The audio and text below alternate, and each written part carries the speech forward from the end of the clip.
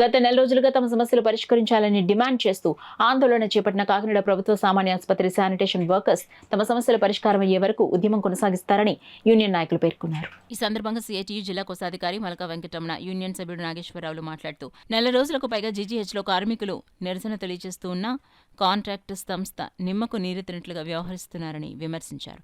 Superintendent doctor Vithal సానుకూలంగా స్పందించారని పేర్కొన్నారు. జిల్లా కలెక్టర్ వారు కూడా జోక్యం చేసుకుంటే న్యాయం జరుగుతుందని ఆశిస్తున్నామన్నారు.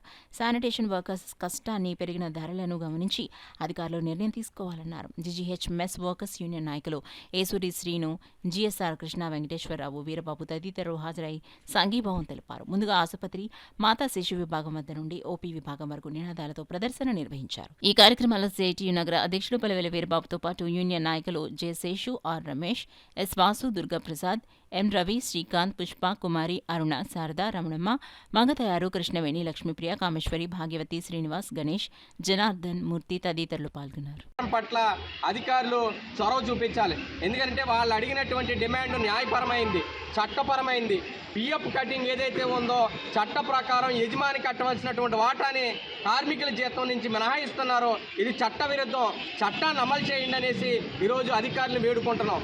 అదేవిధంగా జిల్లాలో ఉన్నటువంటి అధికారులు, కలెక్టర్ గారు కానీ, అదేవిధంగా డీసీఎల్ వారు కానీ, లేకపోతే పిఎఫ్ అధికారులు కానీ, లేకపోతే ప్రజాప్రతినిధులు కానీ ఈ సమస్య పట్ల త్వరితగతిన పరిష్కారం చేయడానికి కలగజేసుకుని పరిష్కారాన్ని కృషి చేయాలని కోరుతూ ఉన్నాం.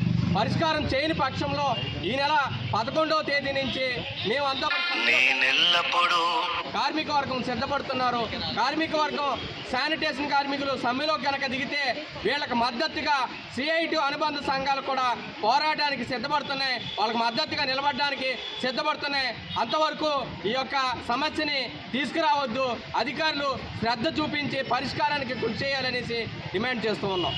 మేము ఎవరు వ్యతిరేకం కాదు. కాకపోతే ఏంటంటే మరి ప్రతిసారి చట్ట ప్రకారం జరిగి అన్నీ అమలు అవుతూనే వస్తున్నాయి. ఈ కొత్తగా వచ్చిన కాంట్రాక్ట్ ప్రకారంగా అయితే మాత్రం మరి మా దగ్గర కట్ చేసిన వాటిని యాజమాన్యది, కార్మికుడిది కలిపి 2 వాటాలు కలిపి మరి కార్మికుడి దగ్గర నుంచే తీసుకోవడం జరుగుతుంది. దానికోసం మరి తదుపరి లోగడలో మరి ఒక 5-6 నెలల క్రితం కూడా మేము మరి కాంట్రాక్ట్ వరకు తెలియపరచమైంది. దానివల్ల కూడా మరి మాకేమీ సరైన పరిష్కారం కానీ దానికి చిన్నగా మరి ఒక కొంచెమన్నా కూడా మరి స్పందించడం కూడా జరగలేదు. అయితే ఎక్కడో జరగలేదు, ఇక్కడ జరిగితే ఎలాగని మరి అంటం మాత్రం మరి మా పెద్దల ద్వారాగా తెలిసింది. మా దగ్గర అంటే మరి మాకేం తెలియదని మా పెద్దల నాయకుల ద్వారా తెలిసింది. అయితే ఏదైనా ఒక కార్యక్రమం ఒకటి ఓ జీతం పెరిగిందన్న వేరే వ్యక్తి ఇస్తున్నాడన్న దాన్ని బట్టే కదా మొదలవుతుంది. మొత్తం సమస్తం అందరూ కూడా అదే దాని మీద నిలబడిపోతే ఎలా ఎదురుకెళ్తుందండి? మేము పోరాడేది అది.